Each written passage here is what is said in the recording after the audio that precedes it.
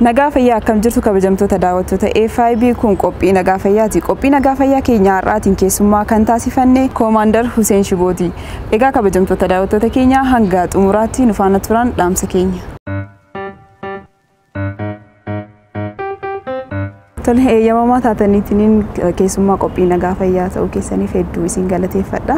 Isinis galatooma sagantaa kanarratti naaf yeroo keessaniif anis baay'een isin galateeffachuun barbaada. Galatooma. Akkamiin gara hojii atileetiksii kanatti seenuu dandeessan? Atileetiksii haalli ani itti seenuu itti danda'etti akka carraa ta'ee obboleessi abbaa kiyyaa Dubee Cirfaa kan jedhamu durii waan ijoollummaa kootiitti atileetiksii darbannaa eeboo dorgomaa ture. Akka carraa ta'e immoo yoonni gara asallaadhaa bira darbee garee biyyoolessaattis shaakalaa yookiin dorgomaa ture. Akka carraa ta'e immoo naannoo maatii ofiitiif gaafachuudhaaf garas dhufu waan inni haasa'u kana wanni inni hojjetu kun akka carraa ta'e ijoollummaa kootiitti na keessatti miira tokko wanna uumee fi anillee isuma kana ilaaluudhaaf kafan inni uffatu haalli inni itti shaakala hojjetu haalli inni itti hojjetu hunda yoo ilaalu hawwataadha waan ta'eef anillee boruu akka isaa kana ta'e kan jedhu ijoollummaa kootiin hawwii akkasii wanna qabaadhaa tureef akka carraa ta'etis immoo naannoo keenya aanaa munisaatis bara 1976 wal dorgommiin aanaa irratti gaggeeffamu hin jira ture.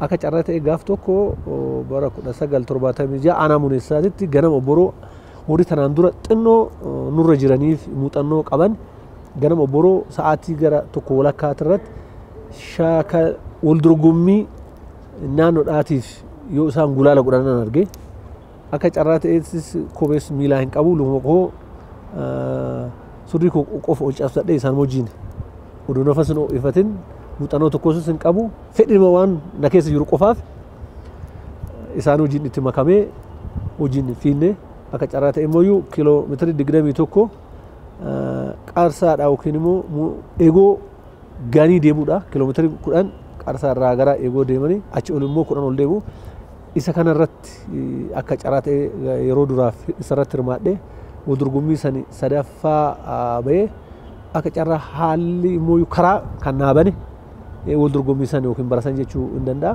achumarraan kaanee gara aanaa koo durawee achiin boodas immoo gara guddinaa dhufne bara 1976-77 waggaa lamaan kana aanaa kootiifis illee immoo guddina kootiifis fiigaan ture haalli fiigicha itti calqabe ijoollummaa irratti yeroo san jechuu nan danda'a.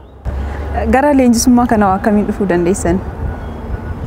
Fiigichaan san booda itti fuftanii turtan moo akkamiin? Achiin booda bara 1978 malli amala sirreessaa federaalaa atileetota san qacaraa ture. Akka carraa ta'etti immoo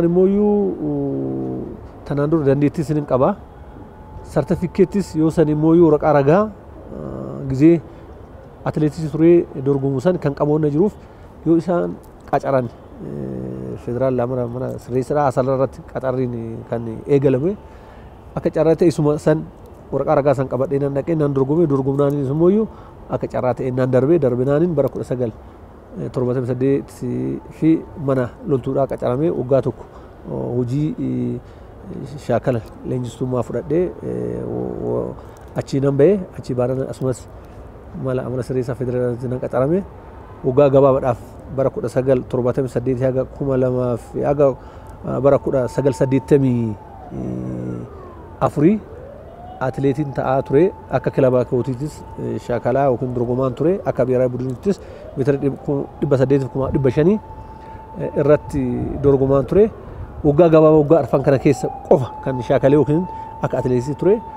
Ijoollummaa kootiin immoo waggaa 25 shaakala waggaa 4 booda gara leenjisaadhaa akka galu mootummaan yookiin waajjirri koo dhiibbaa waan irratti uumaniif gara leenjisummaa seenee waggaa 4 atileetiin ture achiin booda waggaa ijoollummaa kootiin waggaa 25 irraa eegalee amma ammaa leenjisaa waan hin baratamne waggaa 25tti dhugaadha kunis yoo sanis immoo maal naan jedhan turanii ijoollummaa kana beebii kooch naan jedhaa turanii yoo biyya alaatti isaanii fuudhee deeman atileetota ati atileetidha moo leenjisaadha naan jedhaa turanii leenjisadha baajii kootiif qofaan na beekan malee atileetidhumaan atileetiin gargariin urmiidhaan kana caalanus baay'een jira.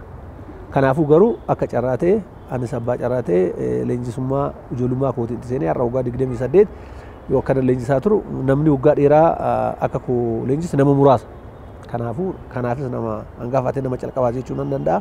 Haalleen immoo iyyuu gara leenjisummaa dhufeef dhiibbaa gara waajjira kootiitiin jechuu nan danda'a. Na fedhiis hin qabu ture leenjisaa ta'uudhaaf garuu boodarraa haala immoo iyyuu an gaafa leenjisummaatti seeneen booda carraan an argadhee qabxiin an galmeessaa ture dandeettiin an immoo iyyuu olaanaa galmeessaa ture isuma kanaan na hawwatamaa anis fedhiin koo na keessatti uumamaa waan deemeef sadarkaa amma geenye kana raga'uu dandeenyerra. Leenjisummaa ijoollummaadhaan eegalee jechuu nan danda'a. Hojii atileetiksii Itoophiyaa keessatti jechuudha. Namni maqaan dhahamu maqaan jalqaba dhahamu kan keessanii kuni maalirraa akka ka'edha? Akkasumas immoo seenaa atileetiksii biyya kanaa keessatti atileetonni Oromoo akkamiin kan isaan itti ibsamuu danda'an? Dhugaa jette. Ani akka carraa ta'ee akkuma duratti ibsuu yaaletti an abbaa carraati. Waggaa 28 kana keessatti Olompikii 5 irratti hirmaadhe. Tapha guutuu Afrikaa irratti 6 irratti hirmaadhe. Akkasumas immoo wal dorgommii adda addaa irratti wal dorgommii baay'ee 70 ol irratti yeroo hirmaadhu. Uddee an deeme hundattuu akka carraa ta'e an abbaa carraati. Qabxii gaariitu galmaa seenaa Olompikii keessattis seenaa wal dorgommii addunyaa irrattis seenaa immoo qaxxaamura addunyaa irrattis qabxiin an galmeessaa ture. Qabxii olaanaadha. Kanaaf maqaan koo amma Baarseloonaa iyyuu eegallee Atilaantarraa eegallee achuma as dhufneet immoo iyyuu Siidiniidhaaf hamma immoo yeroo atileetonni qabxii olaanaa galmeessan hundi isaanii harka 100 keessaa 99 biyyuma kanaafu atileetota an leenjisaa ture jechuun hin danda'amu. Kanaaf Huseeniif atileetiksiidhaaf qabxiin addaan kamee ilaalamuu hin danda'u. Akkuma ta'etti immoo harka 100 keessaa 99 ijoollee Oromooti. Kan Oloompikiif wal dorgommii addunyaa irratti warqii biyya kanaadhaaf galmeessaa kan turan alaabaa biyya keenyaas ol kaasanii kan mirmirsaa turan Abbabee Biqilaa eegale Maammoollee gara dhufanii amma Qananiisaa, Xurunesh, Faaxumaa, Daraartuu, Geexee eenyu amma gara dhufan Sambaree, Masarat hundi isaan ijoollee eenyuti? Ijoollee Oromooti jechuudha. Kanaafuu Oromoodhaaf atileetiksiin addaan baasanii ilaaluu hin danda'ani.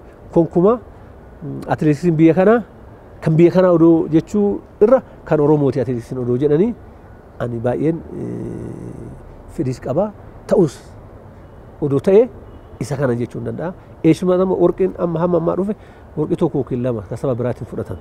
Kanaafuu waan ta'eef Oromoo fi atileetiksiin addaan baasanii ilaaluu hin danda'ani. Nuuf atileetiksiin eenyummaa keenya mallattoo keenya waan kana ta'eef atileetiksiidhaaf Oromoon addaan baanee ilaaluu hin danda'amu.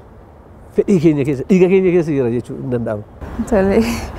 Mee akka lakkoofsa Awurooppaatti 2019tti badhaasa Konfedereeshinii Afrikaa atileetiksii Afrikaa argattaniitiin turtanii. Mee milkaa'inni barasanii maaliidhaan kan wal qabatee akkamitti argamedha badhaasni? Inni sunis wal dorgommii barasanii eegalame keessaa wal dorgommiin akka Deenmaark qaxxaamura addunyaa irratti gaggeeffameen wal dorgommii sanirratti nuyi akka Afrikaatittis akka addunyaatittis tokkoffaa baane. Isa san immoo garee san kan leenjisaa ture ana waggaa dheeraas akka carraa ta'e wal dorgommii sanarrattis achirraan darbee immoo bara dheengaddaa wal dorgommii addunyaa Dohaa irrattis qabxiin ijoolleen keenya Muktaar Faatii galmeessan sunis akka ulaagaa tokkooti jechuudha. Achumaas deemnee Raabaat tapha guutuu Afrikaa irrattis qabxiin atileetonni keenya galmeessan akka Afrikaatittis qabxii olaanaa fiigicha dheeraadhaan 5,000 10,000 kiiloomeetira 21 isa kanaan walitti ilaalanii walitti gulaalanii akka ulaagaa tokkotti baasanii Afrikaa keessaa bara 2019 akka Awurooppaatitti leenjisaa urjii Afrikaa jedhamee Afrikaan seen na badhaasee jira. Kanaafis beekumsi Afrikaan naa kennu naaf waan guddaadha. akka kootittis akka biyya kootittis akka seenaa atileetiks keessattis nama calqabaati jechuudha. Odoo koovidiin kun dhufee addaan wal dorgommii baranaas kutuu baate yookiin akkuma san addunyaa irrattis leenjisaa olaanaa yookiin urjii ta'ee kan filatamus anas kan jedhuun abdiin qabaa ture. Haa ta'u fuulduraafis waan ta'u hin beeknu ammaaf isa kan argachuu kootiif akka biyya kootittis akka kootittis warra hojiin hojjetes kun waan nu boonsu waan guddaadha. Anis abbaa carraatii hojii kootiin waan argadhe baay'een itti gammade jechuun nan danda'a. Tibba darbee kitaaba mata dureen isaa Leenjisaa Adamsaa jedhu tokko maxxansiistaniitiin turtanii. Mata duree kana maaliif filattanii? Qabiyyeen kitaabichaa maal ture? Mata kitaabichi akkuma agartutti Leenjisaa Adamsaa jedha. Kitaabichi kun Leenjisaa Adamsaa kan jedhu mata duree isaa maqaa isaa kan moggaaseef isa kanaafi hujima koo hujimaan waggaa 27 keessa dabarse hujimaan hojjetaa ture san waan ibsuu danda'u kan jedhuun shakkii tokko malee abdiin qaba. Adamsuu jechuun atileetota uddee isaan jiranitti naannoo ta'uu danda'a, shaakala irratti ta'uu danda'a, wal dorgommii irratti ta'uu danda'a. Qaamaan dhaqanii dubbisanii atileetota san immooyyuu gorsitee, amansiiftee, gara shaakalaatti fiddee, leenjiftee qabxii guddaarraan gahuun kana caalaa adamsuun hin jiru. Naannoo isaan itti dhalatan fakkeenyaaf bootama isaan itti dhalatan achi qof deemanii daraartuu akka boqojii deeman achi fiduu faaxumaas achi dhuftuu ijoolleen biraatis kana qofa odoo hin taane baay'een isaanii yoo baadiyyaa irraa dhufan afaanuma keetiinuu afaan oromifaatiin ijoollee kana itti dhiyaattee dubbiftee gara ofitti hawwattee as fiduun kun waan guddaadha. Atileetonni tokko tokko sitti dhufan ta'anii aadaan adda addaa jira. Kanaafuu isa kana akkanatti adamsanii qabanii amansiisanii gara ofii fidanii atileetota immooyyuu sadarkaa kanaan ga'uun waan guddaadha. Adamsuu jechuun wal dorgommii irratti ta'uu danda'a, shaakala irratti ta'uu danda'a, naannoo isaanii dhaqanii yoo wal dorgommiitti ilaalte waan akkasii waan ta'eef atileetota baay'een isaanii 20-30 ol akka kilaba kootittis gara mana federaalaa mana sirreessaattis adamsee fiduun ka biyyoolessaattis shaakalsiifnee addunyaa irratti akka maqaan isaanii ol ka'anii beekaman godhuu keessatti shoorri an taphadhe shoora guddaadha. Leenjisaa Adamsaa kan jedhu maqaan isaa kanaafi qabeen isaas keessa jiru tokko baayogiraafii seenaa kootiif seenaa naannoo kootii seenaa biyya kanaa seenaan atileetiksiin Itoophiyaadha haala kamirraa dhufee eessa akka gahe olompik irrattis Melbourne eegallee haga Riyootittis qabxiin biyyi keenya galmeessisaa ture maal fakkaata seenaa atileetotaa seenaa biyya keenya seenaa naannoo ani itti dhaladhe seenaa mooyyuu an hamma ammaa seenaa nan qabu as kitaaba kanarratti baayogiraafiidha tokko jechuun danda'amna. Lammaffaa mooyyuu as keessatti mooyyuu waa'ee baruuf barsiisuunis as keessa jira. Karoora akkamitti akka baasan mooyyuu seerri akkamiin akka atileetota leenjisuu danda'u naamusa atileetotaa naamusa atileetiin tokko qabxii gaarii galmeessuudhaaf waggaa dheeraa immoo atileetiksii irra ture akka daraartuu fakkeenya akka daraartuu akka Hayilee warra olompikii 3-4 irratti hirmaatan akkamitti akka hirmaatuu danda'an icciitii kan hunda as keessatti hammatee jira. Lammataa immoo leenjisaa jechuun naamusa leenjisaa tokko ta'uudhaaf ulaagaan nu guutuu qabnu maalidha? Baratuu qofaadha? Maartesii qofa qabaachuudha? Isa kanaanis ol qabaatee yookiin immoo muuxannoo qofa kan jedhu isa kana hunda walitti qabee leenjisaa tokko ta'uuf leenjisaa guutuu leenjisaa gahoomsa qabu jechuun maal akka barbaachisu as keessatti kitaaba kana keessattis wanna hammatamee jiru. Atileetonni tokko akkasumas immoo atileetiin tokko akkamitti erga shaakala hojjeteen booda maal nyaata nyaanni isaatis maal fakkaata kan jedhu waa'ee nyaataatis as keessatti tuqamee ture. Atileetii tokko icciitiin guddaan kan barbaachisu shaakala gahaa leenjisaa gahaadhaan hojjechuudha. Lammata nyaachuudha. Sadaffaan immoo boqonnaa fudhachuudha. Sadaffaan immoo naamusa atileetiksiin barbaadu guutuudha.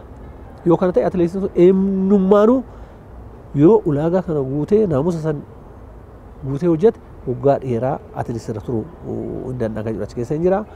Yeroo ammaa kana keessatti immoo addunyaa karaa isaa jiru waa'ee doopingiitis as keessatti innis hunda tuqamee caqafameetu jira. Inni illee immoo fafa akka ta'e yakka akka ta'e eenyummaan illee seenaa biyya keenyaa keessatti namni tanaan dura waan akkanarratti hirmaatee qabxii biyya kanaaf sobaan dharaan cubbuudhaan kijibaan argate waan hin jirreef inni kun seeka akka ta'e as keessatti eenyummaan illee atileetiksii fuulduraaf guddatu barbaadu waan kanarraa akka bilisa fuudhee irraa fagaatee shaakala ofii qofa saayinsawaa dandeettii isaaniitiin akka isaan akka qulqullummaadhaan orgaanik nyaata biyya keenyaatu barbaachisaadha qilleensi biyya keenyaatu eessattummaan argamu nyaanni biyya keenya eessattummaan argamu teessumti lafa keenya eessumattuu argamuu hin dandeenye isa kana carraa jiru kana itti fayyadamanii qabxii gaarii akkuma duraan Abbabee Biqilaa akkuma duraan Haayileedhaaf Daraartuudha isa kana galmii qabxii akkasii galmeessuudha kan jedhu as keessatti wanni baay'een as keessatti tuqamee jira. Isa kanaafuu kitaabni waan kana hunda guutuu of keessaa qaba jechuun nan danda'a. Kitaabni kun akkuma beekamu afaan lamaan kan qophaa'e afaan Oromoffaatiin fi afaan Amaariffaatiin.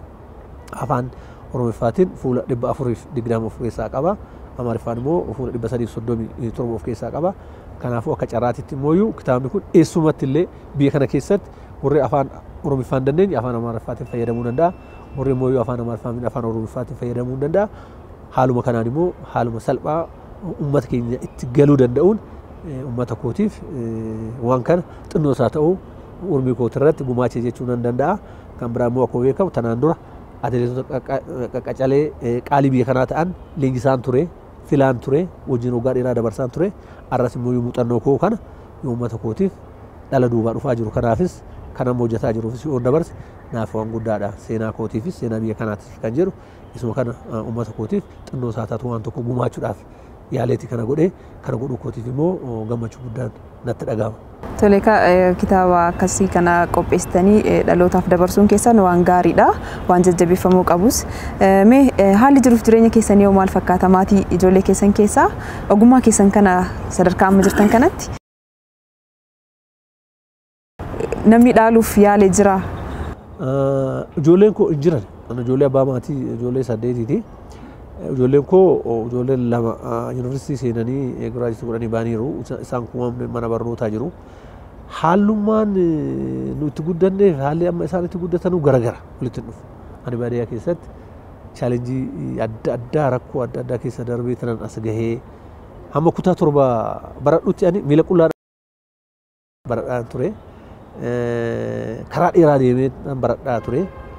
Akaayii goggodduu nyaataan barataan ture. Isaan immoo konkolaataa manaa fuudhee manatti deebisaa kan nyaatan akka gaariidha. Kanaafuu chaalenjii akkasii keessa waan dabarreef ijoolleen kun gara kootiin warri isaan immoo gara akka carraa atileetiksii kana warri argatanis hin jiru. Isaanillee fedhii akkasii baay'ee sin qabanii garuma barnootaati. Kanaafuu namni natti bahee ammaaf hin jiru jechuun nan danda'a. Leenjisuuf iyyaallee. Yaalle anis yaalle akka carraa immoo hin ta'u ka wanti hunduu maal sitti fakkaate wanni hin taane hin ta'u. Kanuma akkanumattuu jibicha korma haadhuma irratti beekanii jedha Oromoon. Akkuma sanii kanas waan ta'eef ijoolleen akkasii haala sanii namni karaa sanii deemes hin jiru. Anillee gara saniitti dhiibbaa itti goone kanaafuu haalli jiru kana namni gara kootitti bahee hin jiru. Waan fuulduraan beeku garuu. Mee hojii leenjisummaatiin alatti yeroo keessan eessattii fi akkamiin dabarsitu? Anaaf maatii koo wajjin dabarsuun naafis na dharraadha. Ani wanna biraa araaduma takkas hin qabu. Ani gaafan hojii kootiin ala maatii koo wajjin taphachuu qofa barbaada. Ijoollee koo wajjin abbaa ijoolleetii abbaa maatiitii ijoollee koo wajjin manatti taphachuu ijoollee koo fuudhee xinnoo isaa ta'uu fagoo isaa ta'uu dhiyoo isaa ta'uu mannaa fayyaa tokko irra baay'ee isaa wajjin maatii koo wajjin taphaan ala yeroon qabu wanna biraa irratti dabarsees beeku dabarsuudhaas fedhii hin qabu ka maatii kee caalaa konkumoo wanti si gammachiisu hin jiru. Haadha manaa kee wajjin taphachuu ijoollee kee wajjin taphachuu wanna hir'ate guutuu wajjin barachuun wajjin taphachuun jaalala walii dabarsuun wanti akkasii kun baay'ee barbaachisaadha jedheen waan amantii qabuuf ani bakka yeroo qabu maatii koo wajjin taphachaan dabarsa jechuun nan danda'a. Walitti dhufeenya isin atileetota wajjin qabdan maal fakkaata? Hojii irratti immoo araarama akka hin qabnedha kan himamaatiin hin jiru. Isa sammee akkamiin ibsitu? Dhugaadha kunillee atileet wajjin qunnamtiin an qabu bakka warqiidhaaf quba jechuun nan danda'a. Dhugaan siin jedhama kitaaba koo irrattis qabatamaan wanna dubbisuu dandeessu. atileetota daraarturraa eegalee Faaxuma hamma as gaane Hayileedhaaf Qananiisaa Masaratiif Biraaniif wajjin wal qunnamtiin qabu tokko akka leenjisaaf leenjifamtuu leenjifamaa lammata immoo akka maatiititti sadaffaa immoo akka mabiyyuma disipiliinii yookiin naamusa atileetiksiititti naamusa kan hunda eegnee yoo shaakalaa yoo wal dorgommiidha yeroo immoo yeroo qabaanne yeroo turtii qabaannu maatii wajjin yoo wajjin taphannu akka maatiititti kan hunda ta'eef ijoollummaadhaanis immoo isaan wajjin xiqqeennaa waliin guddataa deemneef walitti quunnamni walitti dhiyeessina atileetiin qabu baay'ee gaadha jechuun an danda'a nu guutuu fi lammata immoo hojii kiyya irratti qoosuun beeku fedhiidhaan hojjedha jaalalaan hojjedha atileetota koo immoo akka isaan qabxii gaarii galmeessanii ofiifis biyyaafis nama gaarii ta'an nan hawwaa fi isa kana immoo cimee tanan hojjedha maadhaaf atileetonni keenya yoo baadiyyaa irraa dhufan hundi isaaniitu baratanii yookiin doktora ta'anii yookiin profeesara ta'anii yookiin immoo digirii qabaniitii miti kan dhufan namni muraasni surumaa kan hin baranneetu jira kakutaa gadhaanaa barateetu jira kan hunda galeessaatu jira waan kana ta'eef atileetiin kun biyyaa dhufanii asitti immoo nu jedhanii dhufanii akka abbaatittis akka haadhaatittis akka leenjisaa tokkootittis immoo atileetota kan immoo qarqaaruun dirqama keenya dirqama qofa hin taane fedhiinis jiraatu barbaachisa kan immoo atilee waan kana taateef atileetota keenya haala gaariidhaan qarqaaraa ture ammas qarqaaruudhaaf qaba inni naamusis kan jedhu kana leenjisaa jechuun abbaadha leenjisaa jechuun haakimidha leenjisaa jechuun haadha leenjisaa jechuun obboleessa waan kana ta'eef haaluma kanaaf haaluma amma naamuun jedhuun illee saayikolojiin illee kana waan jedhuuf haala kana qarqaaraa ture ani immoo ijoollummaa kootirraa cirraa hamma ammaa atileetiin dirree shaakalaa kan nan durseen dhufu duraan durseen kan bootatti argamu ana haaluma saniin yoo waliin garuu haasofnu dippiloomatii taane akka dippiloomaatiitti waliin madhannee wanta barbaachisaa ta'u humnaan odoo hin taane aangoo qaba jedhee itti fayyadamu odoo hin taane madhachiisee waliin mari'annee akka abbaa fi haadhaatitti walitti dhiyaannee haala saniin atileetiksii qarqaaraa ture isaanillee akka abbaa isaaniitiif akka obboleessaatiif akka barsiisaa isaaniititti wanna na amananii waliin hojjennuuf fedhiidhaaf jaalala guddaadhaan wajjin dabarsaa turre kan immoo atis ragaan qabdan jedha miidiyaa adda addaa irrattis atileetonni isaan jedhan hin dhageessa kanaafuu ani immoo kanatti abbaa carraati carraa kanaa kana immoo barnoota bichaa muuxannoo bichaadhaan miti argatu rabbis hunda sii kennutu jira hunda wajjin uumamtutu jira kanaafuu ani immoo kanarratti abbaa carraati walitti dhiyeenya atileetotaatiif maatii atileetota wajjinis akkasumas immoo akkuma ati beektu yeroo warqii keessan dabarre ammas ijoollee atileetota qaalii ta'anii warqii biyya kanaaf galmeessaa turan harka 199 ijoollee aan leenjise kanaafis anis abbaa carraati baay'een itti gammada baay'ees itti boona atileetota kootiif maatii atileetiksiitiifis wanta gaarii hojjanne jennee tan abdii qaba maadhaaf atileetitu cimaa duuba leenjisaa cimatu jira akkuma maatii tokko keessatti haati manaa cimtuu utaate abbaa manaa yookiin haati manaa akkuma jedhamu san nullee atileetitu cimaa duuba nutu jira waggaa dheeraas hojiin dabarsaa jirre kanaafuu atileetota biyya keenya akkuma duratti sin jedha harka 100 keessaa 99 ijoon aan leenjisee carraa kanaan ga'ee atileetonni kun akkuma laaltutti alaabaa biyya keenya ol kaasanii mirmirsuudhaan alatti dippiloomatii maqaa biyya keenya ol kaasanii ol kaasuudhaan alatti qabeenyi yeroo ammaa kana isaan horatanii arramooyyuu viillaawwan hin agartaa fooqiiwwan hin agartaa gamoo meeqa qabeenyi kumaatama miliyoonaan biliyoonaan lakkaa'amu kan atileetota keenyaati kan mootummaadhaan alattis hojjetaa baay'ees of jalatti qacaranii yeroo ammaa kana bulchaa jiru qarqaaraa jiranii kanaafuu atileetiksiin biyya keenyaaf qabeenyas dippiloomaatiis waan hunda hunda ta'eef kanaafuu ani immoo hojii kanarratti rabbi na qarqaaree kanarra turee yeroo kiyya immoo urmii kiyya ijoollummaarraan amma ammaa as keessatti dabarsuu kootiif rabbinis galata galfadha ana abbaa carraati jechuun nan danda'a.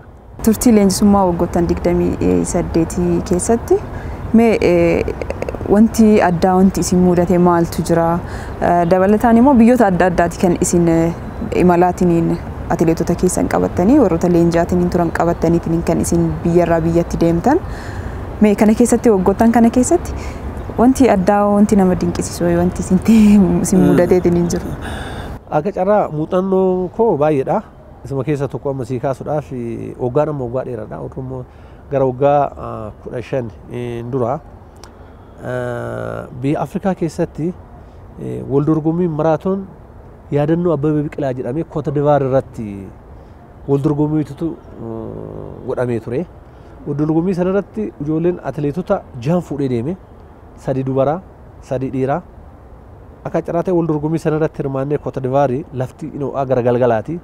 Gara sa'aatii 10 irratti wal dorgommiin ka'ee galee. Wal dorgommii sana irratti ijoolleen koo dubarri tokko hamma 3 baanii dhiirri tokko 3 fi tokko kutee keessaa bahee. Kutee keessaa baheetu ijoolleen kuni maal ta'anii akkuma baay'eedhaan lafti akkuma wal dorgommii fixaniin ijoolleen kukkufu. Isaan amma isaan silaa galanii warra kukkufan san dhiiseetan gurbaa tokko kana jalaa badee isa soquudhaaf ala bahee isas nan dhawee yoo anas deemu atileetonni kun hin jiran. Eessa dhaqan yeroo jedhan akkuma jiruun ambulaansiidhaan fudhatanii hospitaala naqanii jiru. Achumaan nan dhawee amma ishee hospitaala na fidadhaan jedhee warra qopheessu wal dorgommii qopheessuun yoo na fudhatan atileetonni koo inni badee sunis achitti hospitaalatti arge. Isaan jahanuu kafana isaanii tuuttaa irraa baasanii kafana warra dhibamu. Adii san itti naqanii gulukoosii itti fannisanii ijoolleen hunduu gulukoosiin itti hidhamee ciciisanii waan dhufu. Hundi isaaniitu bakka ijoolleen kun dhuguma hubamanii jedhee sanan ijoollee bira taa'ee galgalaa akkasuma gulukoosii kana itti kennamaa ture halkanuma akkasuma bullee gara ganamaa lafti obborodha yoo bariidhaaf kaanu dooktoricha bira dhaqeetin dooktor irreega kana eenyutu kafalaa jedhee tan gaafadha dooktorticha gaafannaanin isintu kafala dhuunfaa keessaniin kafaltanii kun immoo koo hospitaalli kan dhuunfaati hinaan jedha. Ani immoo garaa kiyya keessatti of eeggannoodhaaf mallaqni federeeshiniis as nuu kennes hin jiru.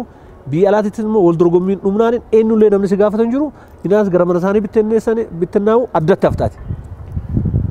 Achuma ijoolleetti dhaqeetan ijoolleen jedheen itti siqee sanani herreega kana isintu kafalaa jedhanii maal isin hooyyaan jedheen. Yoo akkana jedhu ijoolleen jahanuu boota maciisuu utaalan. Nurraa buqqisinaan jedhan.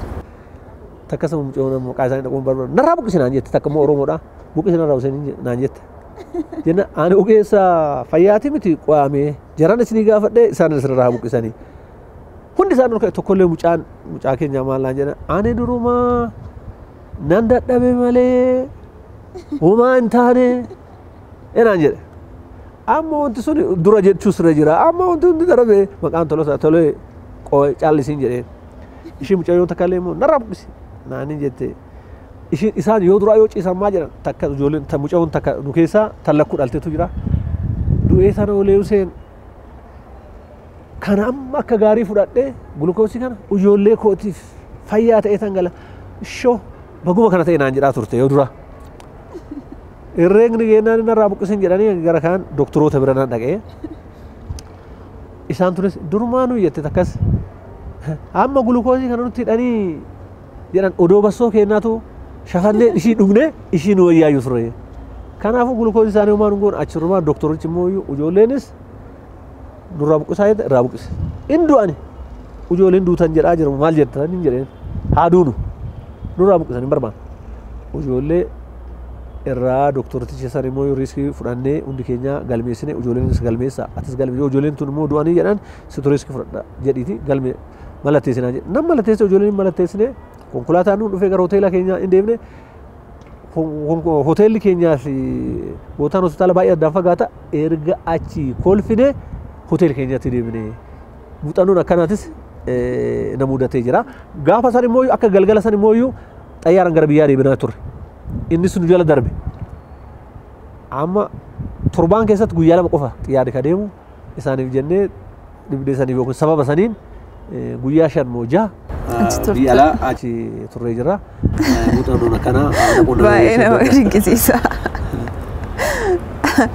Toleme dhumarratti dhaamsi isin qabdan yoo jiraateetti hin jedhe. Dhaamsi ani qabu hin jiru. Akkuma walii galaatti. Akka walii galaatittis kitaaba koo kan calqaba baase kan Leenjisaa Adamsaa jedhu dhaabbii keessaniifis isa kana gumaache yoo kana gumaachu immoo galata guddaa natti dhagahama.